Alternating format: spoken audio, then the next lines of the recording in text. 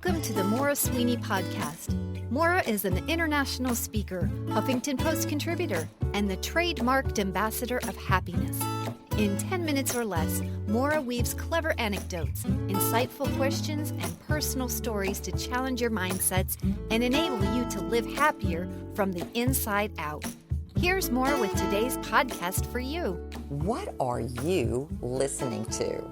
Well, if you're on a path to living happy from the inside out, you'll definitely want to hear this latest podcast.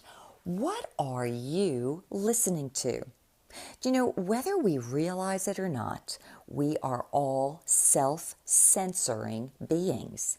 That means we both tune into certain sounds or ideas, and we also tune out to others.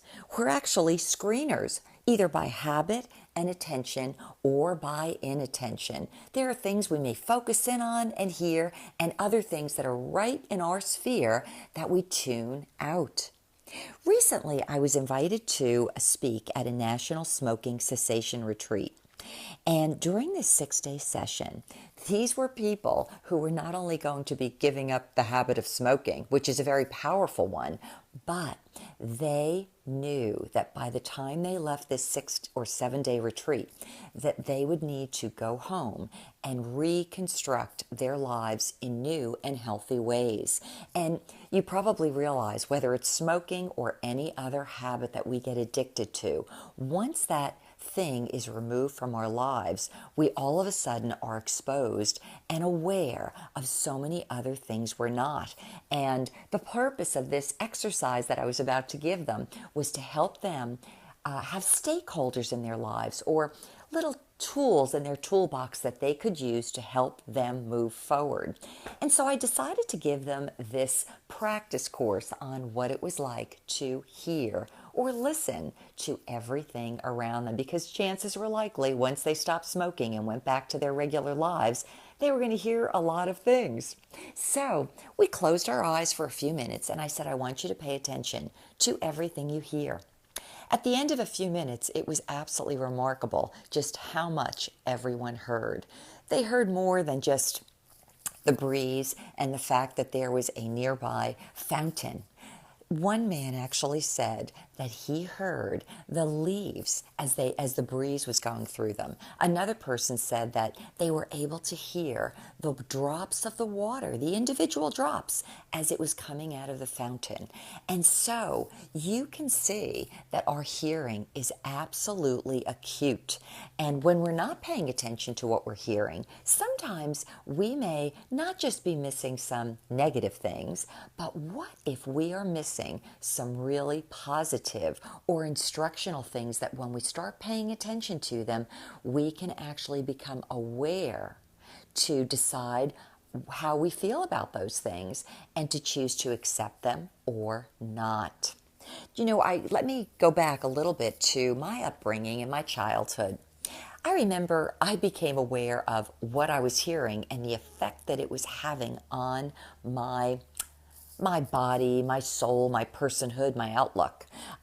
For example, I remember hearing stories, and I had become very sensitive to conversations about others that, rather than focusing on good news or reasons to celebrate or appreciate them, would turn somehow to something negative, as in the wrong thing that they had done in their life, rather than something that they had done correctly or right. Over time, these kinds of conversations that I was hearing actually were working against my sense of well-being. I remember feeling at times very heavy-hearted, almost depressed. I felt like I'd have to go up to my bedroom to kind of reassess and refocus my thoughts, because those kinds of conversations were actually taking away from or undermining my hope or my belief or my expectations for a better or happier outcomes.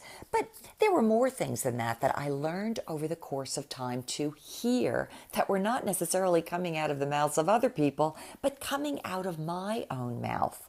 These were things that I would be saying maybe to friends or to my spouse, maybe things I was saying as a manager or as a mother. And I would suddenly become aware of some of these comments. And I remember thinking, ooh, I don't like what I said. These things don't speak for the person I want to become. So it was actually very good that I was listening in. In each one of these cases, I got an opportunity to become more aware, and in becoming more aware of what I was hearing and what I was saying and what I was paying attention to actually gave me an opportunity to make active, conscious choices about what I wanted to take in or ingest into my life on a regular basis. So what does this mean for you? I would say when you have a few minutes, preferably at the beginning of the day and then again at the end of the day, ask yourself or appoint yourself as a key listener, as if you have your radar up, and you are going to start literally paying attention to everything you hear.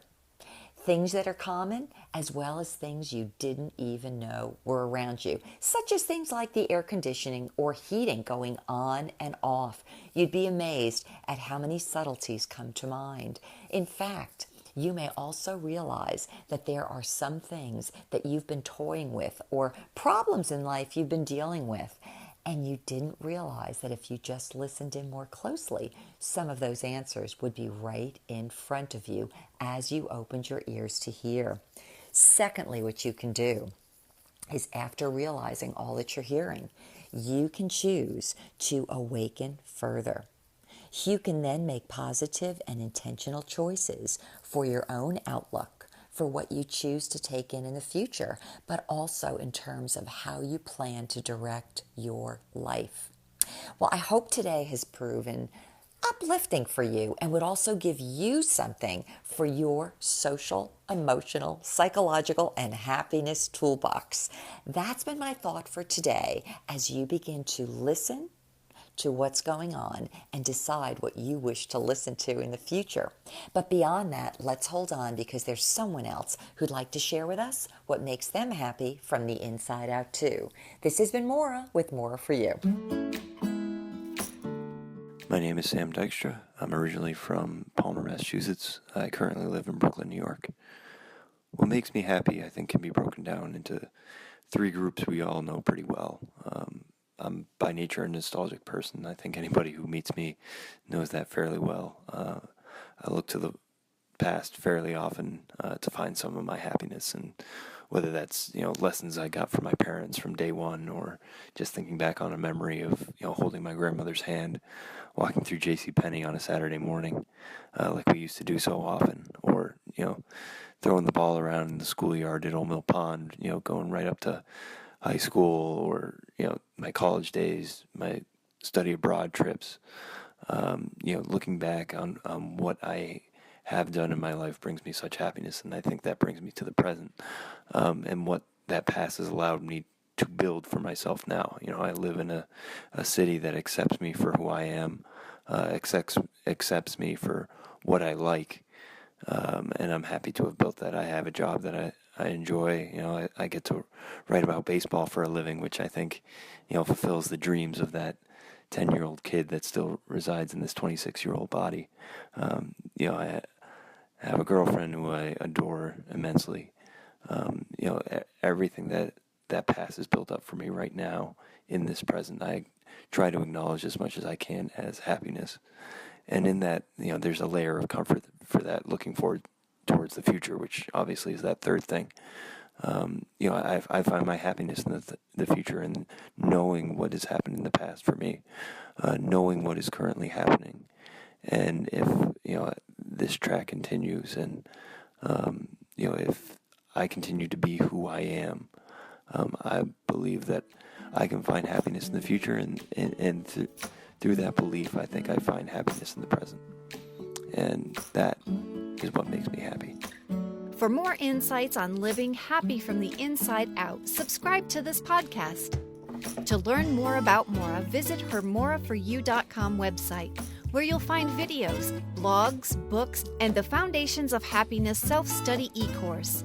Maura, 4, letter U.com, where Maura is always for you.